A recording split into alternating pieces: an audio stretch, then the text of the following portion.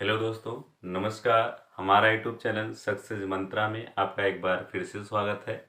दोस्तों, आज हम लेकर आए हैं हिंदी ग्रामर से चैप्टर समास। आज हम जानेंगे समास और समास विग्रह क्या होता है।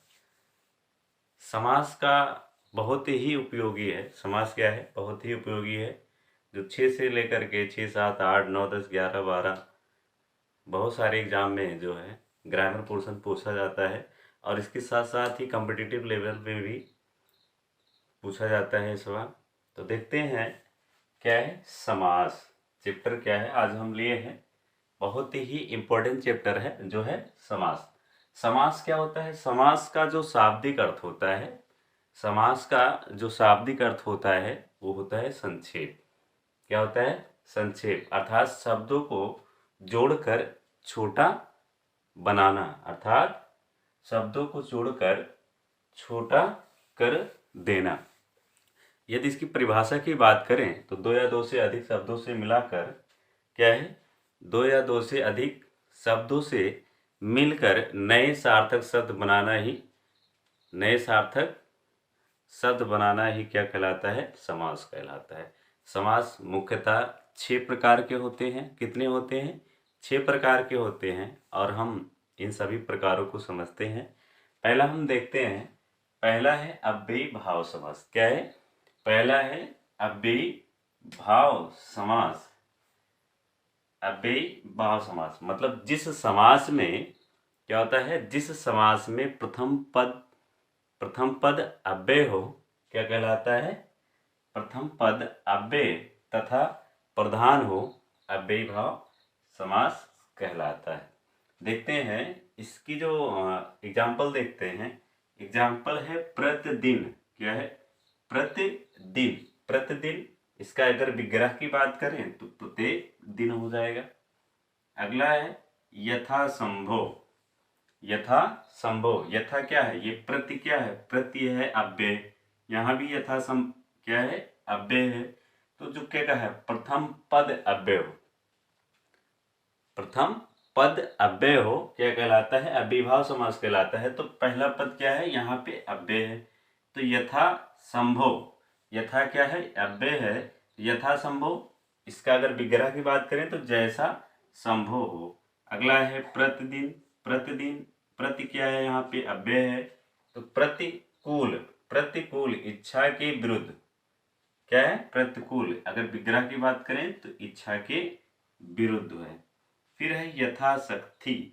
क्या है? यथाशक्ति। यथाशक्ति, यथा का मतलब है, यथा मतलब जैसा होता है। तो यथा क्या है? यहाँ पे अव्यय है। यथा क्या है? अव्यय है। तो यथाशक्ति मतलब इसकी विग्रह की बात करें तो जैसे शक्ति हो। फिर अगला है भर पेट। क्या है? भर पेट मतलब पेट भर के।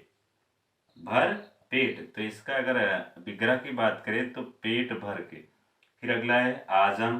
तो आ क्या है? आ क्या है? यहाँ पे अव्यय है। तो आ जन्म, इसका विग्रह होगा जन्म से लेकर। अगला है तत्पुरुष समास। क्या है? तत्पुरुष समास, जिस समास का प्रथम पद गौड़ तथा दूसरा पद प्रधान हो, क्या कहलाता है? तत्पुरुष समास होता है। क्या होता है? जिस समास का प्रथम पद गौड़ तथा दूसरा पद प्रधान हो, क्या कहलाता है? तत्पुरुष समास होता है। तत्पुरुष समास जैसे देख लो, यहाँ पे है प्रथम पद गौड़, दूसरा पद प्रधान।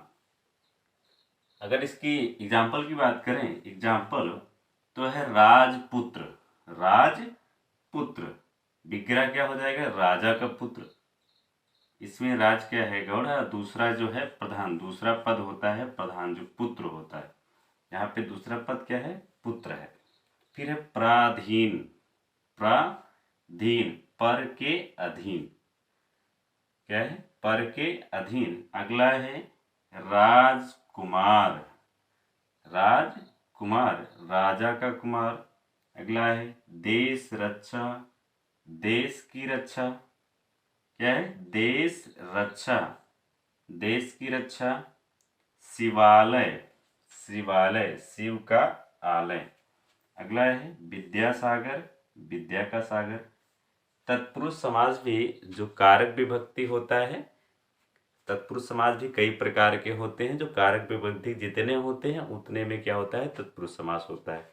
जैसे कर्ता ने क्रम को करण से के द्वारा संप्रदान से जो है अपादान से अधिकरण में पर संबंध का की के रारी रे जो है, ये जो है विभक्ति है, मतलब कारक विभक्ति। तो जितने कारक विभक्ति हैं उतने तत्पुरुष के पार्ट होते हैं। ठीक है, तो हम केवल लेकर आए हैं तत्पुरुष के कुछ पार्ट, और वो कई पार्ट के होते हैं जो कारक विभक्ति जितने होते हैं।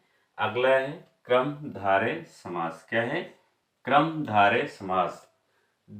जिस समास का प्रथम पद विशेषण या उपमान, जिस समास का प्रथम पद विशेषण या उपमान तथा दूसरा पद विशेष या उपमेय हो, वो क्या कहलाता है, क्रमधारय समास कहलाता है। क्या कहलाता है, प्रथम पद विशेषण दूसरा विशेष हो, या प्रथम पद उपमेय हो, या दूसरा पद प्रथम पद उपमान और दूसरा पद उपमेय हो। ठीक है, तो वो क्या कहलाएगा, क्रमधारय समास कहलाएगा, क्रमधारय। अगर इसकी एग्जाम्पल की बात करें तो क्या है, मृग नयन। मृग नयन, तो मृग नयन, मृग क्या है, विशेषण है, और नयन क्या है, विशेष है। मतलब जिसकी विशेषता बताई जाती है वो विशेष होता है। जैसे मृग है, मृग, मृग नयन का मतलब है, इसकी विग्रह की बात करें तो मृग के समान नयन। मृग नयन का मृग के समान नयन। प्राण प्रिय, क्या है, प्राण प्रिय। अगर इसकी विग्रह की बात करें तो प्राणों के समान प्रिय। अगला है महापुरुष। क्या है, महापुरुष। महापुरुष महान है जो पुरुष, इसकी विग्रह क्या हो जाएगी, महापुरुष की जो विग्रह होगी, महान है जो पुरुष। अगला है परमानंद। क्या है, परमानंद, तो इसका हो जाएगा परम है जो आनंद। क्या हो जाएगा, परम है जो आनंद। अगला है जो चौथा है समास का चौथा पार्ट, द्विगु समास। क्या है, द्विगु समास। क्या है, द्विगु समास, मतलब जिस समास का प्रथम पद संख्यावाचक होता है। क्या है, जिस समास का प्रथम पद संख्यावाचक या विशेषण हो, क्या कहलाता है, द्विगु समास कहलाता है। तो द्विगु समास हम लोग देखते हैं क्या है। अगर इसकी एग्जाम्पल की बात करें तो तिरंगा। तिरंगा, इसकी विग्रह समास क्या है, तिरंगा है, और इसकी समास विग्रह है तो तीन रंगों का समूह। अगर इसकी विग्रह की बात करें तिरंगा की तो तीन रंगों का समूह। अगला है पंचवटी। पंचवटी समास क्या है, पंचवटी। द्विगु समास का जो है एग्जाम्पल है पंचवटी, तो इसका समास विग्रह हो जाएगा पांच वटों का समूह। अगला है सप्ताह। क्या है, सप्ताह, इसका विग्रह होगा 7 दिनों का समूह। क्या होगा, सप्ताह का क्या होगा, 7 दिनों का समूह होगा। अगला है नवरात्र। क्या है, नवरात्र, तो इसका विग्रह हो जाएगा 9 रात्रियों का समूह। क्या हो जाएगा, 9 रात्रियों का समूह हो जाएगा।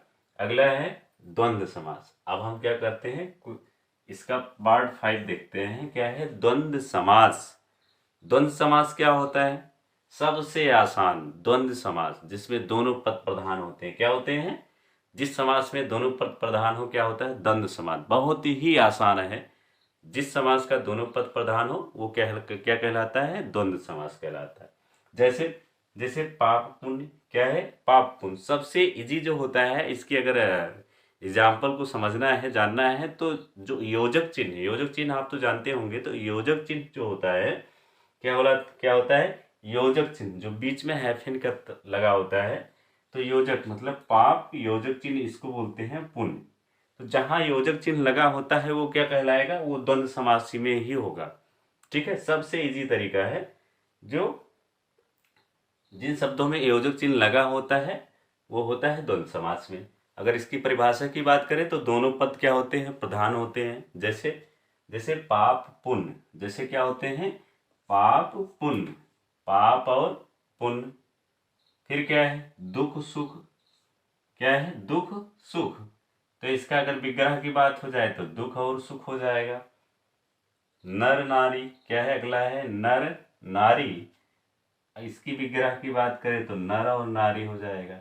ऐसे है छाल, ऐसे है क्या, छल कपट, क्या है, छल कपट।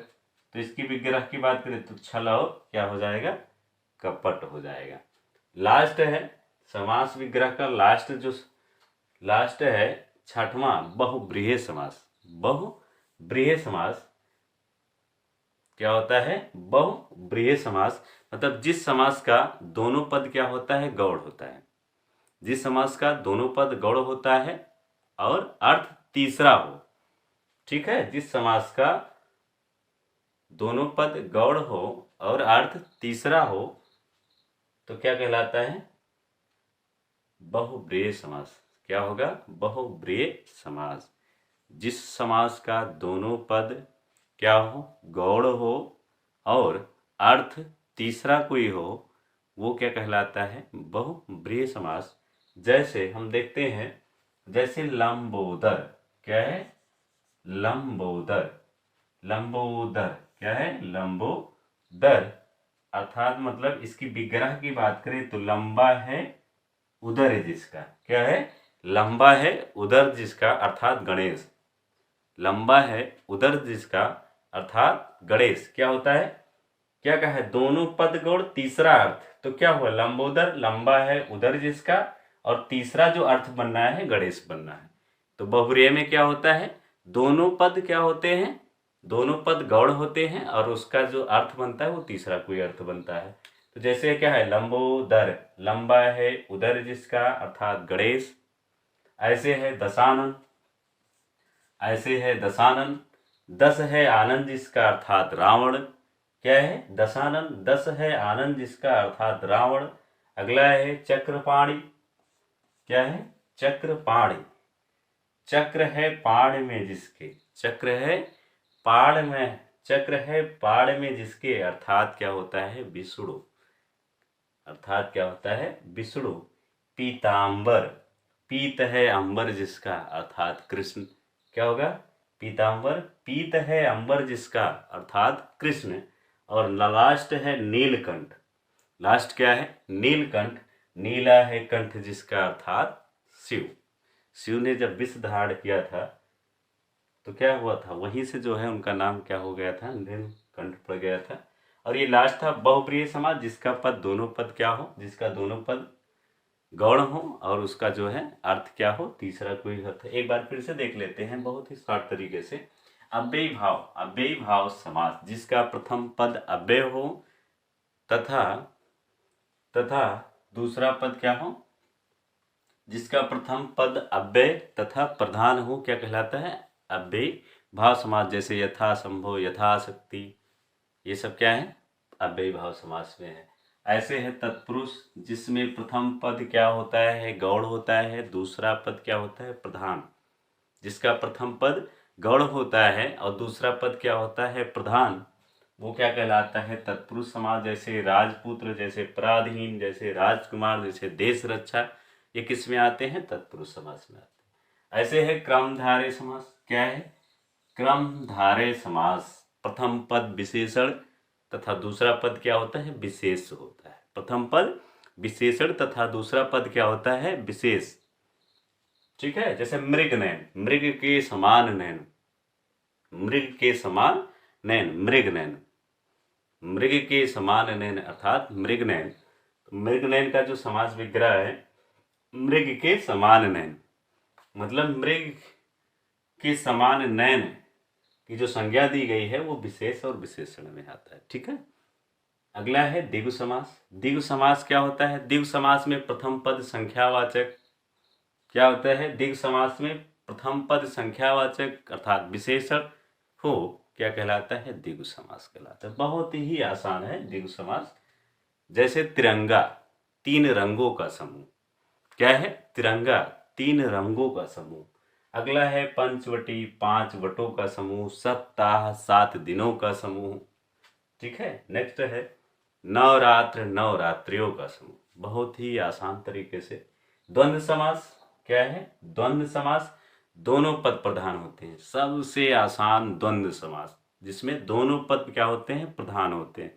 इसमें केवल एक योजक चिन्ह लगा होता है, उसी से पता चल जाता है ये द्वंद्व समास में। योजक चिन्ह जिसको हाइफन बोलते हैं, योजक चिन्ह जैसे पाप पुण्य, पाप और पुण्य, माता पिता, माता और पिता, नर नारी, नर और नारी, दुख सुख, सुख दुख, सुख और दुख, छल कपट, छल और कपट, ये क्या हो जाएंगे? द्वंद्व समास। क्या हो जाएंगे? द्वंद्व समास में। अगला है जो लास्ट वाला है बहुब्रीहि समास। क्या है? बहुब्रीहि समास, जिस समास में दोनों पद गौण हो और अर्थ क्या हो? तीसरा कोई हो।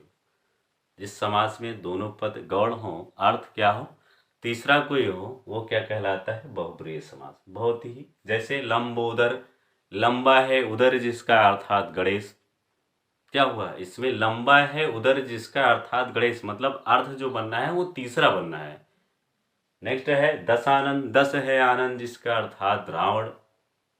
10 है आनंद जिसका अर्थात रावण, इसमें भी यही है, जो अर्थ तीसरा बनता है दशानन, 10 है आनंद जिसका अर्थात रावण।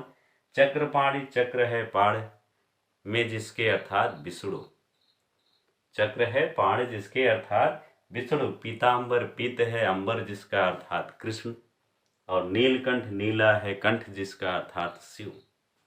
बहुत ही आसान है, समझने की कोशिश करेंगे तो सारे समझ जाएंगे। और ये समास का बहुत ही उपयोग है, जो 6 से लेकर के 12 तक और कंपटीशन और बहुत सारे कंपटीशन में पूछे जाते हैं। तो इसलिए इसको पढ़ना बहुत ही ज़रूरी है और बहुत अच्छे तरीके से बताया गया है। यदि आप ध्यान देंगे तो बहुत अच्छे से समझ जाएंगे।